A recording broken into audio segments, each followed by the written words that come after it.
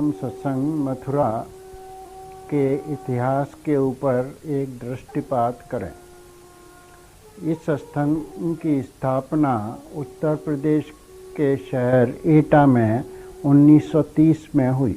इसके स्थापक गुरु महाराज परम संत डॉक्टर चतुर्भुज साहिब जी थे, जिनका निवास वहीं था।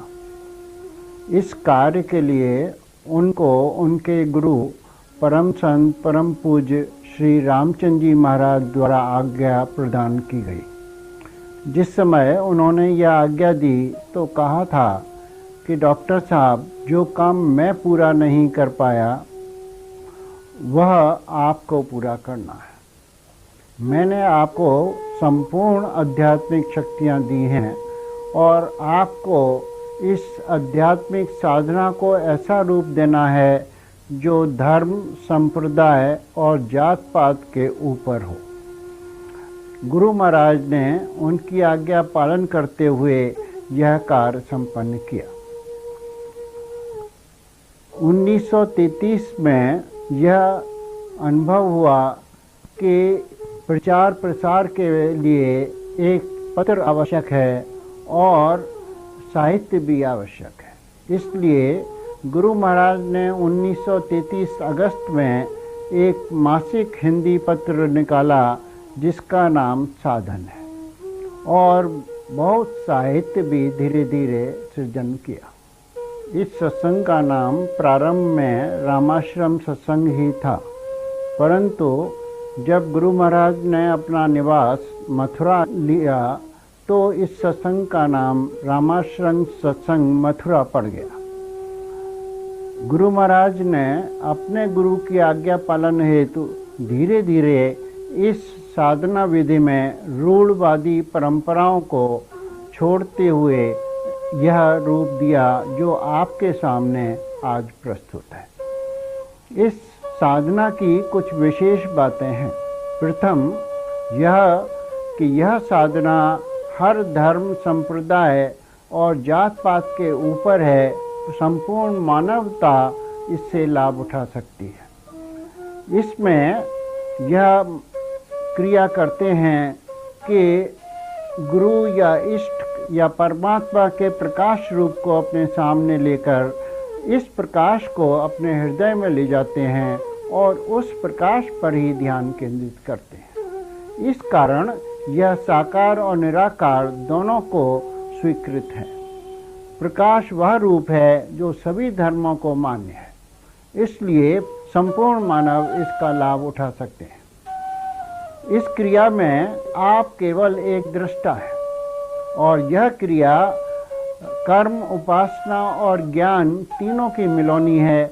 मुख्यतः उपासना की क्रिया है। इसको हम दृष्टा योग या समर्पण योग भी कह सकते हैं, क्योंकि साधक इसमें क्रिया नहीं करता, केवल दृष्टा रहता है। इस क्रिया से 15-20 मिनट सुबह और 15-20 मिनट शाम करने से ही वह स्थिति प्राप्त होती है जो महीनों में योगियों को प्राप्त होती थी। दूसरी जो खास बात इस सत्संग की है वह यह है कि इस सत्संग में गुरु और शिष्य का रिश्ता नहीं रहता, क्योंकि गुरु और शिष्य में औपचारिकता रहती है और हमेशा द्वैत रहता है। यह इस सत्संग की क्रिया में नहीं है। यहाँ संबंध रखने के लिए जोर देते हैं और यह कहते हैं पिता, पुत्र, चचा, सखा कुछ भी मान लो, क्योंकि इन सब रिश्तों में प्रेम का पुट होता है। तीसरी बात यह है कि इस सत्संग में प्रेम बहुत अधिक होता है। इसका दूसरा नाम प्रेम योग भी है। यहाँ के संचालक को यह अनिवार्य है कि वह सबको इतना प्रेम करे कि सब उसके हो जाएं और वह सबका हो जाए, क्योंकि विशुद्ध प्रेम ही ईश्वर का रूप है।